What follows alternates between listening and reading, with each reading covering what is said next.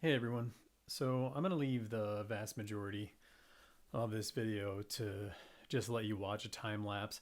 I've actually sped this up 1,000%, so it's 10 times faster. And it represents a couple hours of drawing for me. And you'll see this is the only measurement that I made, was just adjusting the height of the head. And really, this drawing is not about, or at least this section of the drawing is not about measuring and sighting. We should have the vast majority of those things down at this point. This portion is about identifying values and then really pushing value relationships. So thinking about where things are on that scale of 1 to 10, from lightest to darkest, and then refining the drawing.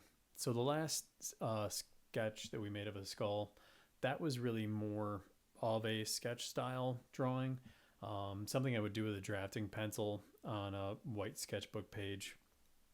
Just really, really sharp mark making. This drawing represents something closer to like a charcoal drawing, and that's why I've gone in and kind of added wide areas of value and blended down and added tone even on areas that I'm going to pull up with my eraser. And that's one of the really, really big things of this drawing. You're going to see something that turns into a far more rendered and realistic drawing than the previous skull. And that's something that I encourage you to try for.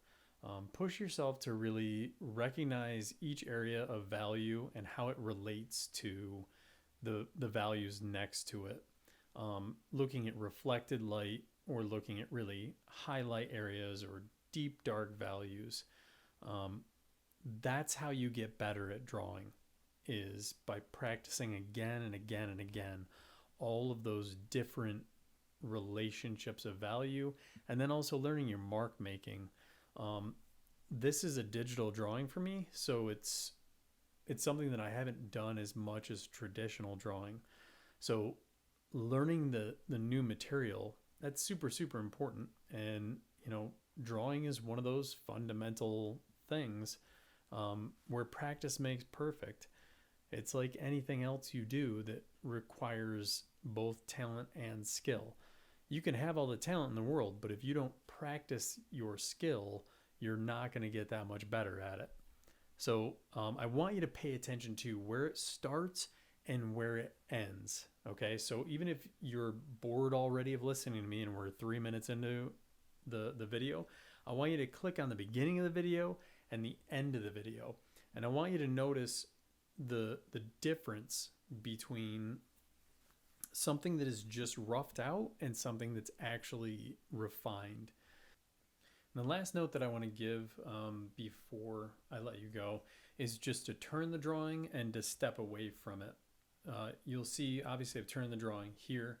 That helps facilitate the mark making, but it also helps me get a different perspective on those shapes and forms that I'm looking at. Sometimes just looking at it from a different angle is really, really helpful. And zooming out is the same thing as stepping away from it. So you're going to see at some point here, I'm going to zoom out from the drawing and it stays there for a while. And I didn't walk away from my drawing. It's the fact that I'm looking at it really, really long and hard. I'm actually taking some notes on a little piece of paper about the things that I want to go back and either clean up or add detail to, or just change values. So give this a shot. Focus right in the middle here, the way that I have on the features. Let the outside stay a little more natural and loose, and it's going to give you kind of a fun look to it. And then we'll finish up in part 3. All right. Thanks, guys. I appreciate your work.